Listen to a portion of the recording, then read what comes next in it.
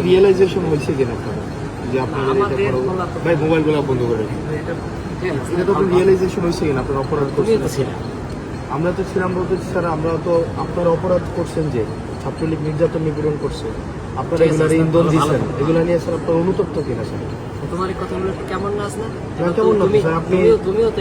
আমাদের মধ্যে ছিলে না আমি আপনাদের মধ্যে ছিলাম না আমি আপনাদের বিরোধিতা করছি না আমি আপনার বিরোধিতা করছি আপনি আমার জঙ্গি ট্যাগ দিয়েছিলেন ওই ইয়াতে রেজিস্টার বিল্ডিং এ আপনি বলছিলেন আমি জঙ্গি তুমি জঙ্গি আপনি আমি এটা বলছিলেন স্যার এবং না স্যার বিশ্ববিদ্যালয় স্যার আপনাকে সাক্ষী রেখে ছাত্রলীগ নির্যাতন নিপীড়ন করছে তখন আপনারা কিছুই বলেন না এবং স্যার রিয়েলাইজেশন হলে তো ফাইন আমাদের আপনারা আমাদের সমাজের বিবেক রিয়েলাইজেশন এটা হয় কিনা যে স্যার এটা অত্যাচার অন্যায় হইলে সেটা আপনাদের এই রিয়েলাইজেশন হয় কিনা স্যার? আমাদের বলা তো ওইটা তো বলো প্রত্যেকটা মানুষের ব্যক্তিগতভাবে মনে করি যে কোনো অন্যায় হইলে সেটা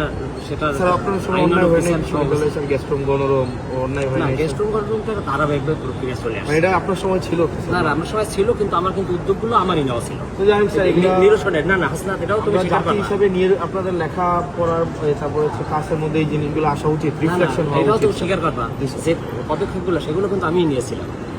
এটাও না ওই অর্থে না স্যার আপনারা সবসময় ডিনাই করছেন কোন অর্থে সেটা ভিন্ন কিন্তু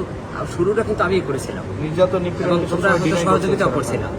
না ডিনাই করাটা অন্য জিনিস ডিনাই করা তো অপরাধ যেমন প্রক্টর স্যার ছিলেন উনি বারবার ডিনাই করছেন না ডিনাই ইতিহাস সবাইকে ভালো থাকবে শুভকামনা